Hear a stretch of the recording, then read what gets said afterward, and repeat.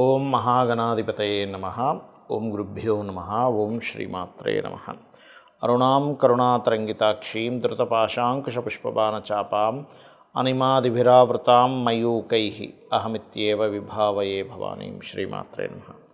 ప్రేక్షకులకి ఆ లలితాంబిక అమ్మవారి యొక్క అనుగ్రహం పరిపూర్ణంగా కలగాలని మనస్ఫూర్తిగా కోరుకుంటూ మనం ఈరోజు చెప్పుకోబోయే టాపిక్ ఏంటంటే, శుక్రుడు తన ఓన్ హౌస్ న్యాచురల్ సెకండ్ హౌస్లోకి మారుతున్నాడు. అంటే వృషభ రాశిలోకి శుక్రుడు వెళ్తున్నాడు. ఈ శుక్రుడు వృషభంలోకి వెళ్ళడం వల్ల ద్వాదశ లగ్నాల వారికి, ఎందుకంటే శుక్రుడు అక్కడికి వెళ్తున్నాడు అంటే మిగతా గ్రహాల యొక్క కాంబినేషన్లో రిజల్ట్ ఇస్తుంది. మిగతా గ్రహాలు ఎక్కడ ఉన్నాయి మనకి? ఈ జూన్ 28వ తేదీ నుంచి ఆల్మోస్ట్ ఒక 1 మంత్ ఉంటాడు అక్కడ శుక్రుడు.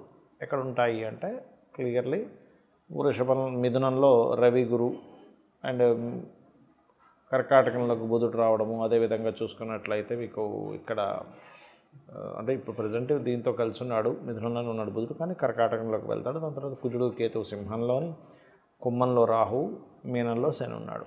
అయితే శుక్రుడు ఓన్ హౌస్లో ఉన్నప్పుడు ద్వాదశ లగ్నాల వారికి, లగ్నం తెలియదండి అంటే రాశి హ్యాపీగా చూసుకోవచ్చు, అందులో ఎటువంటి ఇబ్బంది లేదు. ఎటువంటి మంచి ఫలితాలు ఉన్నాయి?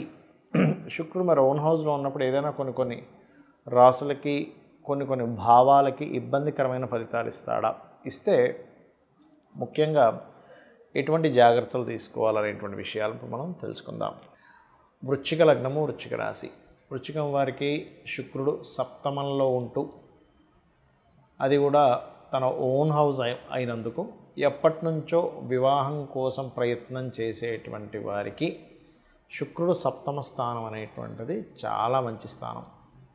ఎలాంటి విషయాలను ఇప్పుడుండే గ్రహస్థితి ఎటువంటివి ఇస్తుంది అంటే, ఎప్పటి నుంచో వివాహం అవ్వట్లేదు, లేదా ఫారెన్లో మా వాళ్ళు ఉంటారండి, వాళ్ళు ఏదో ఫైనాన్షియల్గా కొంత సపోర్ట్ చేస్తా అన్నారు, దానికి బాగుంటుంది.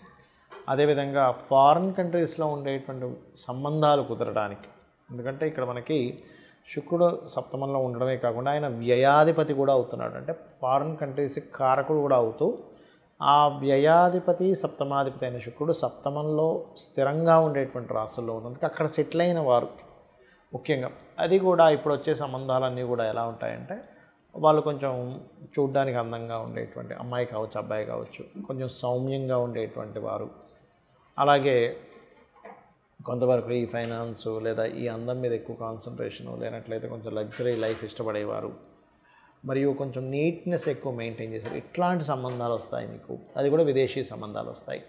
విదేశీ సంబంధాలు ఎందుకంటే అక్కడి నుంచి దశమంలో రాహు ఉన్నాడు. అంటే సప్తమాత్ దశమంలో ఎప్పుడైతే రాహు ఉన్నాడో, అది స్త్రీ కావచ్చు, పురుషుడు కావచ్చు, వారు విదేశాల్లో ఉద్యోగం చేయడం, సాఫ్ట్వేర్ జాబ్స్లో ముఖ్యంగా ఉద్యోగం చేయడం, లేదా ఫార్మా రిలేటెడ్ సంబంధించిన వాటిలో ఉద్యోగం చేసేటువంటి సంబంధాలు వస్తూ ఉంటాయి. అయితే ఇక్కడ దశమ స్థానంలో కుజకేతువులు ఉన్నందుకు, అష్టమంలో గురువు కంబస్ట్ యోగంలో ఉన్నందుకు మీరు జాగ్రత్త పడవలసింది. అంటే మౌఢ్యమి పోయే వరకు కూడా కాస్త మీరు ధనాన్ని షేర్ మార్కెటింగ్ రిలేటెడ్ సంబంధించిన విషయంలో పెట్టేటప్పుడు మీకు పరిపూర్ణంగా అవగాహన ఉన్నటువంటి వాటిల్లోనే ఇన్వెస్ట్మెంట్ చేయండి.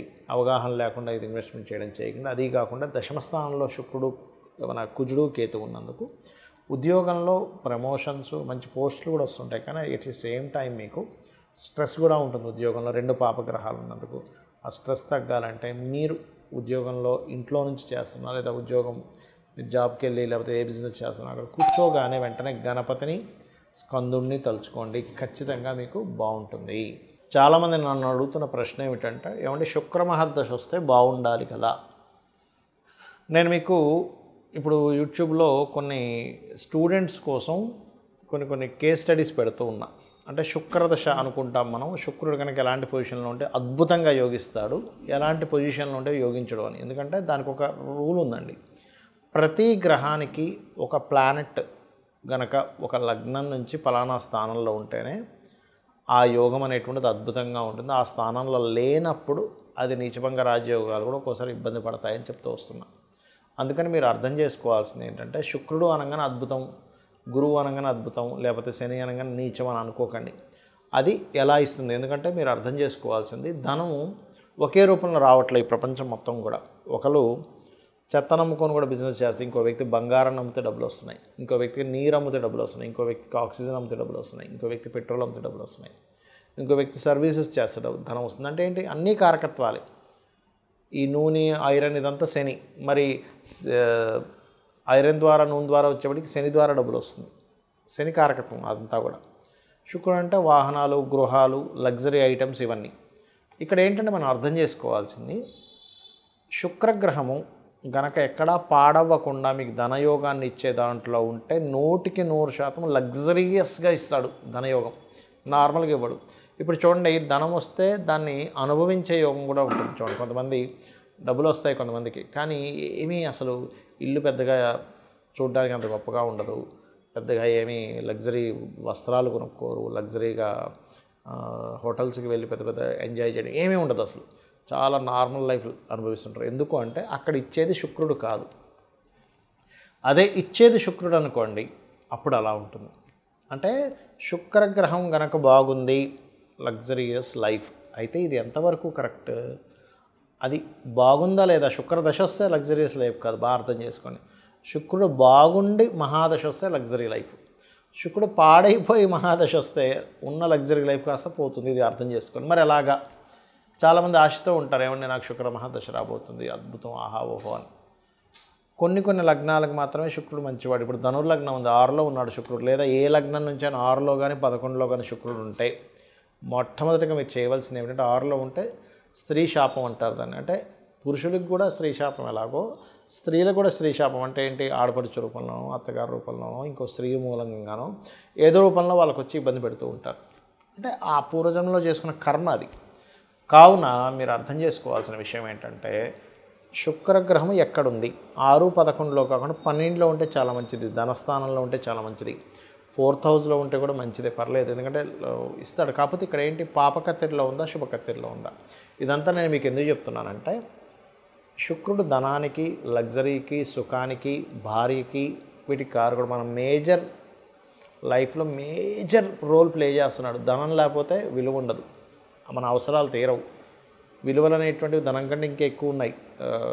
పేరు ప్రఖ్యాతలు కానివ్వండి, ఒక మన యొక్క క్యారెక్టర్, ఇవన్నీ ఎక్కువ విలువలు ఇస్తాయి. కానీ సొసైటీలో బాహ్యంగా కనబడే ధన విలువే. అలాగే ఒక లగ్జరీ కారు ఉండాలన్నా, గృహం ఉండాలన్నా శుక్రగ్రహ బలం, చతుర్థాధిపతి బలం కూడా ఉంటుంది. కేవలం ఎప్పుడూ శుక్రుడే కాదు, 4th లార్డ్ పలానా ప్లానెట్ అయి మంచి యోగం కలిగింది, ఆయన కూడా ఇస్తాడు, ఇవ్వడం కాదు. కానీ శుక్రుడు ఇచ్చే లగ్జరీ ఈజ్ డిఫరెంట్. కాబట్టి శుక్రగ్రహం యొక్క బలం మీకు పెరగాలి అంటే మీరు చేయవలసింది ఏంటో చెప్తాను. గోవులకి శుక్రవారం నాడు చక్కగా మీరు చపాతీలు, ఒక 3 చపాతీలు తీసుకొని దాన్ని నూనె వేయకుండా కాల్చి దాని మీద తేనె పుష్టించిన ముక్కలుగా గోవులకు పెడుతూ శ్రీమాత్రే నమః అనే మంత్రం చేస్తూ ఉండండి. లేదా ఓం సంపత్కరీ సమారూఢ సింధుర వ్రజ సేవితాయే నమః, లేదా ఓం ధర్మాధ్యక్ష ధనాధ్యక్ష ధనధాన్య వివర్ధినే నమః. ఇది చేయండి. చాలామంది తెలియక ఏకాదశంలో శుక్రుడు మంచిది అనుకుంటాడు. కాదు. ఏకాదశ శుక్రుడు ఉన్నటువంటి జాతకులకి మ్యారిటల్ లైఫ్ డిస్టర్బెన్సెస్ కానీ, అనుభవించాల్సిన సుఖాలు కానీ దూరమైనటువంటి జాతకాలు కొన్ని వేల జాతకాలు నేను చూపిస్తాను. కొన్ని వేలు, ఏదో వందలు లేదో 10లో కాదు, వేలల్లో చూపిస్తాను. రీసెర్చ్ చేస్తే లక్షల్లో కూడా దొరుకుతాయి మనకి చెప్పాలంటే. ఎందుకంటే ఎక్కడా కూడా శుక్రుడు సుఖానికి కారకుడు కాబట్టి 12లోనే యోగిస్తాడు. మీరు చూసుకోండి, ఎనీ లగ్న 12th హౌస్ వీనస్ పాడవకుండా ఉన్నాడంటే ఆయనే మంచి లగ్జరీ, మంచి సుఖాన్ని ఇస్తాడు. సుఖకారకుడు, ఏ కారకుడు ఎక్కడ ఉంటే ఏమి ఇస్తాడు? 12th హౌస్కి నెగేటింగ్లో ఉంటే ఇవ్వడు. ఇది బాగా అర్థం చేసుకోండి. ఇది చాలా చాలా చాలా ఇంపార్టెంట్ అయినటువంటి విషయం గుర్తుపెట్టుకోండి. శుక్రుడు విషయంలో, అందరి విషయాల్లో కాదు. మిగతా గ్రహాలు ఏవైనా సరే 12లో యోగించమంటారు. కానీ ఇక్కడ మనం దేశకాలమాన పరిస్థితులను అర్థం చేసుకుంటూ వెళ్ళాలి. 12లో ఉండే గ్రహాలు ఒకప్పుడు అంటే అయ్యో మనిషి దేశదిమ్మర అయిపోతాడు, ఎందుకు పనికి రాకుండా పోతాడు. ఇప్పుడు ఏంటి, ఒక మనిషి ఆ దేశంలోనే కాకుండా ప్రపంచ దేశాలు మొత్తం తిరిగి వస్తున్నాడు. కాబట్టి విదేశీ యోగాలు ఉంటాయి. ఆ 12లో ఉండే గ్రహాలకే ధనయోగం పడితే విదేశాల్లోనే ధనయోగం ఉంటుంది. ఇది మనం అర్థం చేసుకోవాలి.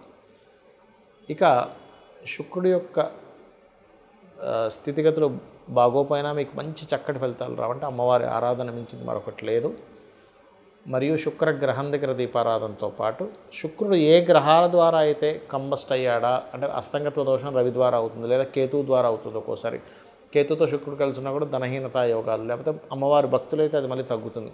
కాబట్టి గణపతి ఆలయాలకు వెళ్ళడము, కేతు రవి లేదా ఏ పాపగ్రహాల మధ్య ఉన్నాడో ఆ పాపగ్రహాలకు సంబంధించినటువంటి గ్రహాల దగ్గర దీపారాధన చేయడం చేయండి. అన్ని విధాలా మీకు బాగుంటుంది. శ్రీమాత్రే నమః.